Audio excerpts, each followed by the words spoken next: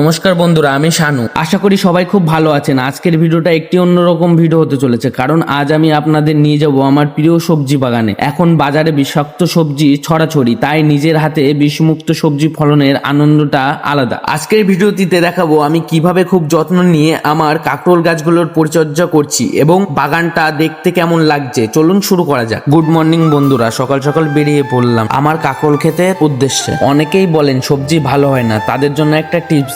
তাদের জন্য আমার পরামর্শ হলো মাটির গুণগত মানের দিক খেয়াল রাখুন। আমি সাধারণত খোল পচা জল ব্যবহার করি, যা গাছের ফলন বাড়াতে খুব সাহায্য করে। দেখুন, এই গাছগুলো মাত্র কয়েকদিন আগে রোপণ করেছিল। সঠিক সময় জৈব সার দেওয়া এবং নিয়মিত আগাছা পরিষ্কার করার ফলে আজ গাছগুলো এত সতেজ হয়ে উঠেছে। একটা গাছের ফলন উৎপাদনের জন্য আমাদের সমস্ত কিছু প্রয়োজন। এই যে বন্ধুরা, এই ক্ষেতটা আমার মার ক্ষেতে কাঁকরোলের ফুল ছোঁয়াচ্ছে। একটা সত্যি কথা হলো কি, আমার চাষবাস করতে খুবই ভালো লাগে, সেই জন্য আমি বেশিরভাগ মাঠেই কাটাই। দেখুন, এই গাছগুলো মাত্র কয়েকদিন আগেই রোপণ করেছিলাম। সঠিক সময়ে জৈব সার দেওয়া এবং নিয়মিত আগাছা পরিষ্কার করার ফলে আজকে গাছগুলো এত সতেজ হয়ে উঠেছে। মাঝখানে এই গাছে একটি পোকা উপদ্রব দেখা দিয়েছিল। আপনারাও চাইলে আমার মতো নিম তেল বা ভিনেগারের মিশ্রণ ব্যবহার করতে পারেন। এটা গাছের ক্ষতি করে না, অথচ পোকা তাড়াতে দারুণ কার্যকর। ফুলগুলোও সঠিক পদ্ধতিতে ছোঁয়াতে হয়, না হলে কাঁকরোল দাঁড়ায় না।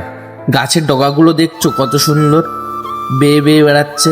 এত সুন্দর ডগা তোমরাও যদি চাও, চ্যানেলটিতে সাবস্ক্রাইব করো এরকম ভিডিও দেখার জন্য।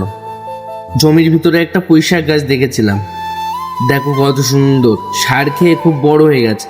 আজকে রোদটাও একটু বেশি, এরকম রোদ যদি দু একদিন পরে আমার খেতে সেচ দিতে হবে। দেখো কত সুন্দর কাঁকরোল, সবুজ, একদম একদম সবুজ কাঁকরোল। নিজের হাতে এরকম কাঁকরোল হবে আমি তো কখনো ভাবিনি। এত সুন্দর সবুজ কাঁকরোল হবে আমি তো কোনোদিন ভাবতেও পারিনি। এক এক ডগায় দেখি 3টে 4টে 5টা করে কাঁকরোল হয়ে আছে। আর এই যে কড়ি, কত সুন্দর কড়ি, এইভাবে কড়ি হয় কাঁকরোল গাছে। আর ডগাগুলো দেখেছো কত সুন্দর, আমার তো খুবই ভালো লাগছিল। আর এই যে চাষি, আমাদের জমির পাশে চাষি, এই দুটো চাষি কথা বলছিল। আর এখানে ওল চাষ করেছিলাম আমরা। এখানে ওল ক্ষেতটাও আমাদের ক্ষেত। ওল ক্ষেতটায় যত্ন নিই না, এই জন্য এরকম অবস্থা। খুব সুন্দর সবুজ সবুজ সবুজ চাষ। আজকের ভিডিওটা এই পর্যন্ত। আপনার ক্ষেতে কি কি ফসল হয়েছে অবশ্যই কমেন্টে জানাবেন।